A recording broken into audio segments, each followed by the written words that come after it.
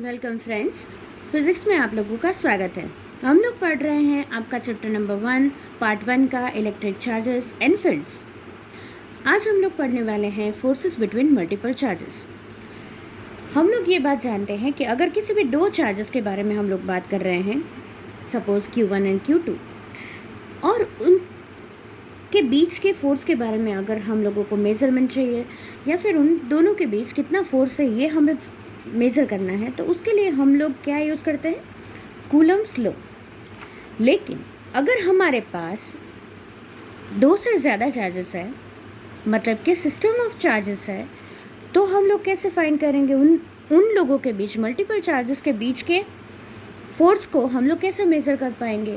तो उसके लिए हम लोग कूलम्स का लॉ इस्तेमाल नहीं कर सकते, ठीक है। तो उसके लिए हम लोगों को law of parallelogram for vectors use करना पड़ेगा, right. Suppose we have n number of charges that are Q1, Q2, Q3, Qn till Qn, right? We have n number of charges, right? अभी हम लोगों को एक्सपेरिमेंटली ये हम लोगों ने प्रूव किया है कि it is verified that force on any charge due to a number of other charges is the vector sum of all the forces on that charge due to the other charges taken one at a time. The individual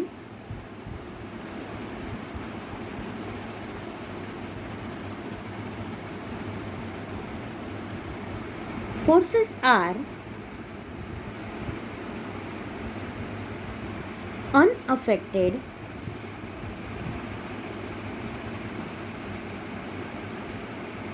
due to the presence of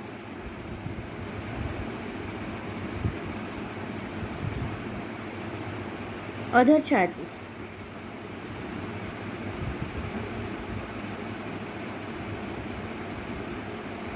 This is termed as the principle of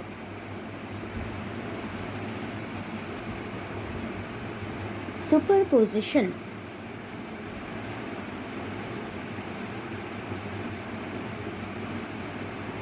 इसका मतलब क्या है कि अगर हमारे पास n number of charges है, suppose we have Q1, Q2, Q3, Q4, Q5 till Qn, right.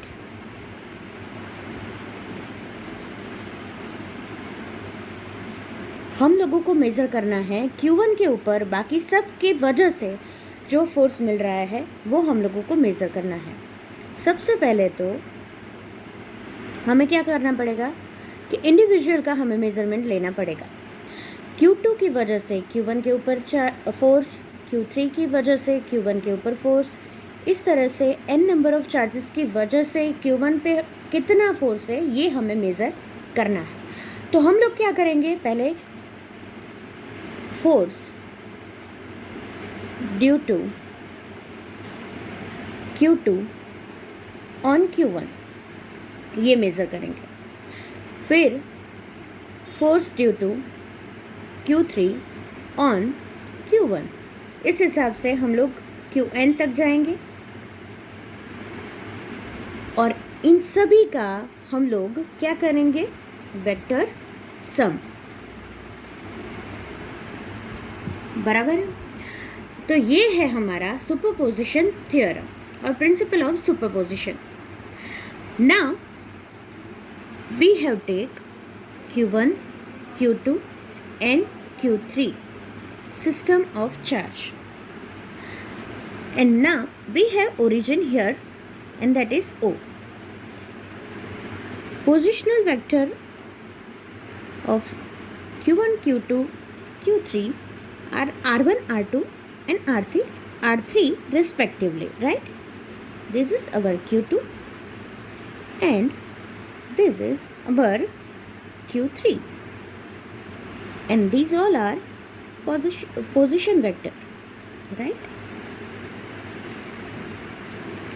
हमें फाइंड करना है Q1 के ऊपर का फोर्स Q2 की वजह से और Q3 की वजह से। तो ये है हमारा F12 और ये है हमारा F13 और हमको फाइंड करना है टोटल F1। तो हम लोग कैसे मेज़र करेंगे?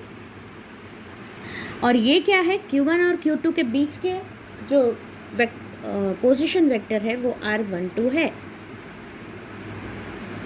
ये है R13।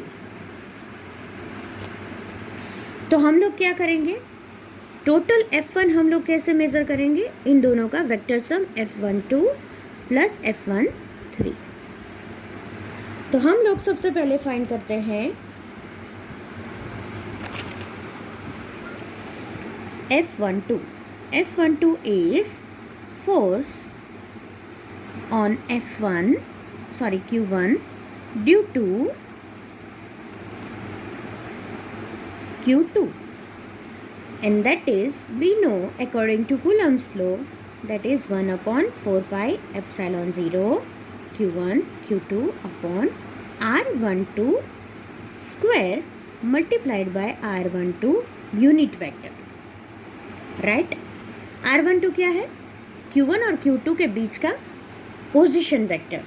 सिमिलरली हम लोग F13 भी फाइंड कर सकते हैं, वो है force on Q1 due to Q3, and that is F13 is equals to 1/4 pi epsilon 0 Q1 Q3 upon R13 whole square multiplied by R13 unit vector. हम लोगों को क्या करना है, F1 टोटल फाइंड करना है। तो हम क्या करेंगे, इन दोनों का वेक्टर सम करेंगे, and that is 1/4 pi according to equation number 1 and 2, 1/4 pi epsilon 0 Q1 Q2 upon R12 square multiplied by R12 unit vector plus 1/4 pi epsilon 0 Q1 Q3 upon R13 whole square R13 unit vector. हमारे पास Q1/4 pi epsilon 0 दोनों में common है, we will take it out and then Q1/4 pi epsilon 0 common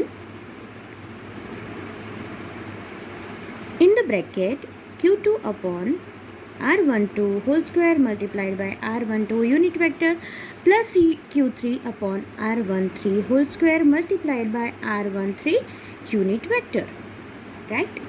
अगर हमारे पास n number of charges है, system of n number of charge, then ये सब हर बार चेंज होता जाएगा। ये अंदर का जो पोर्शन है, इनटू द ब्रैकेट वाला पोर्शन है, वो हर बार चेंज होता जाएगा। कैसे चेंज होगा? अगर हमारे पास Q4 चार्ज है तो वो Q4 upon R14 whole square R14 unit vector, Q5 है तो उसके लिए उस हिसाब से हो जाएगा। तो हम लोग n नंबर ऑफ चार्जेस के लिए टोटल F1 कितना मेज़र कर सकते हैं? Q1/4 pi epsilon 0 हर जगह कॉमन रहेगा और इनटू ब्रैकेट क्या आएगा, sigma over I is equals to 2 to n into the bracket क्या आएगा, QI अपॉन1I whole square multiplied by R1I unit vector, where I could be from 2 to n, any number, right? So this is our equation for superposition principle.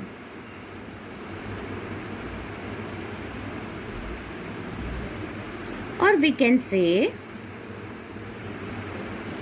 forces due to multiple charges,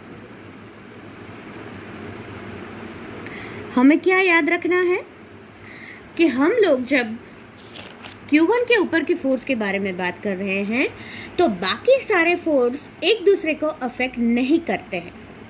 Q2 Q3 से affected नहीं होगा, similarly Q3 Q4 से affected नहीं होगा। ये सारे बाकी के चार्जेस एक दूसरे से अफेक्टेड नहीं होंगे। ठीक है, तो ये हमारी कंडीशन है, या फिर कुछ भी करो, कुछ भी कहो। ठीक है, तो यहाँ तक हमारा ये टॉपिक था forces due to multiple charges. अगर आपको कुछ समझ में नहीं आया है तो आप कमेंट सेक्शन में मुझे बता सकते हैं। तब तक के लिए थैंक यू सो मच।